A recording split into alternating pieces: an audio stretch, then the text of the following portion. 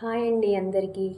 చేప ముక్కలని ఇలా ఫ్రై చేసుకొని ఇలా పులుసు చేసుకోండి. కర్రీ చాలా బాగుంటుంది. చూడండి, చాలా బాగా కనిపిస్తుంది కదా. టేస్ట్ కూడా బాగుంటుంది.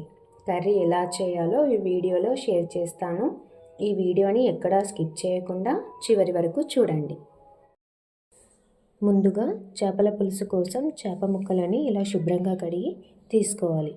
నీచు వాసన రాకుండా మనం ఒక నిమ్మకాయని పిండుకొని కడిగి తీసుకుంటే చేపలకు నీచు వాసన అనేది రాకుండా ఉంటుంది. మీరు కూడా ఒకసారి ట్రై చేయండి. ఇందులో 1 టేబుల్ స్పూన్ అల్లం వెల్లుల్లి పేస్ట్, 1/2 టీ స్పూన్ పసుపు, 1 టేబుల్ స్పూన్ ఉప్పు, 2 టేబుల్ స్పూన్ల కారం.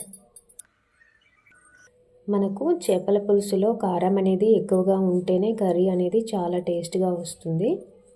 ఈ మసాలాని అంతా ఒకసారి ఇలా కలుపుకోండి. ఇప్పుడు ఇందులోకి ఆయిల్ని తీసుకొని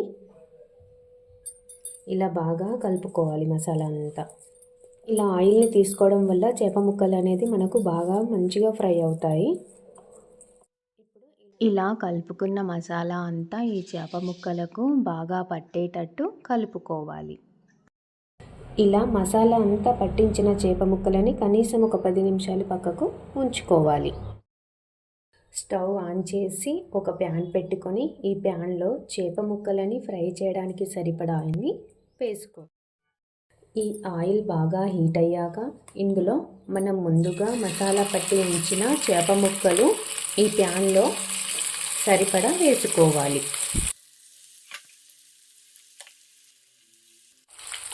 మంటని మీడియం ఫ్లేమ్లోకి అడ్జస్ట్ చేసుకొని ఇలా ఒక సైడ్ ఫ్రై చేసుకోండి.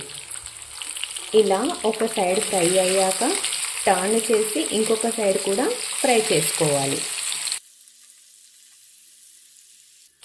చూడండి, ఇప్పుడు ఇవి చేప ముక్కలు కొంచెం కలర్ చేంజ్ అయ్యాయి కదా. ఇలా కలర్ చేంజ్ అయ్యే వరకు ఫ్రై చేసుకొని ఈ చేప ముక్కలని తీసేసుకోవాలి. ఈ చేప ముక్కలని ఒక ప్లేట్లోకి తీసుకొని పక్కకు ఉంచుకోవాలి. అలాగే ఇలా మిగతా చేప ముక్కలని కూడా ఫ్రై చేసి అదే ప్లేట్లోకి తీసేసుకోవాలి. నిమ్మకాయ సైజ్ అంత చింతపండుని తీసుకొని ఒకసారి బాగా కడిగి ఇందులో నీళ్ళని వేసుకొని పక్కకు ఉంచుకోవాలి. ఇందాక చేప ముక్కలని ఫ్రై చేసిన ప్యాన్ని ఇలా కడిగి మళ్ళీ అదే ప్యాన్ని తీసుకున్నాను. చేప ముక్కలను ఫ్రై చేశాక మిగిలిన నూనెని ఇలా వడపోసి ఇదే ప్యాన్లోకి వేసుకున్నాను. చేప ముక్కల్లోకి ఆయిల్ అనేది కొంచెం ఎక్కువగా ఉంటేనే కర్రీ అనేది టేస్ట్గా వస్తుంది. ఆయిల్ హీట్ అయ్యాక 2 లవంగాలను ఇలా ముక్కలుగా చేసి తీసుకోండి.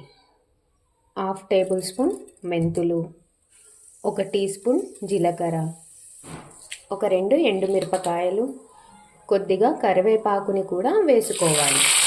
2 పెద్ద సైజు ఉల్లిగడ్డలను ఇలా చిన్నగా కట్ చేసుకొని ఇందులో వేసుకోవాలి. ఇదంతా ఒకసారి బాగా కలపండి.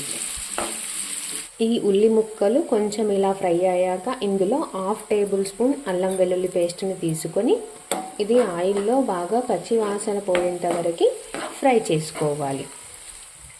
ఈ ఉల్లి ముక్కలు ఇలా కొంచెం ఫ్రై అయ్యాక ఇందులో 1/2 టేబుల్ స్పూన్ ఉప్పుని తీసుకోండి. ఇంకొక 2 టేబుల్ స్పూన్ల కారం, 1 టేబుల్ స్పూన్ ధనియాల పౌడర్. ఇదంతా ఒకసారి ఇలా బాగా కలుపుకోండి. ముందుగా నానబెట్టి ఉంచుకున్న చింతపండుని ఇలా పిండుకొని ఇందులో వేసుకోవాలి. పులుపు మీరు ఎలా తింటారో దాన్ని బట్టి అడ్జస్ట్ చేసుకొని చింతపండు రసాన్ని ఇందులోకి తీసుకోవాలి. ఇందులోకి ఒక 1/2 గ్లాస్ వాటర్ని తీసుకొని హై ఫ్లేమ్లో మరిగించాలి. చూడండి, మరుగుతుంది కదా. ఇప్పుడు మంటని మీడియం ఫ్లేమ్లోకి అడ్జస్ట్ చేసుకొని ఉప్పు సరిపోయిందో లేదో ఒకసారి చెక్ చేసుకోవాలి. నాకైతే ఇక్కడ ఉప్పు కొంచెం తగ్గింది. నేను ఇంకొక 1/2 టీ స్పూన్ ఉప్పుని వేసుకుంటున్నాను. ముందుగా ఫ్రై చేసుకొని ఉంచుకున్నాం కదా, ఆ చేప ముక్కలని ఇందులోకి వేసుకోవాలి.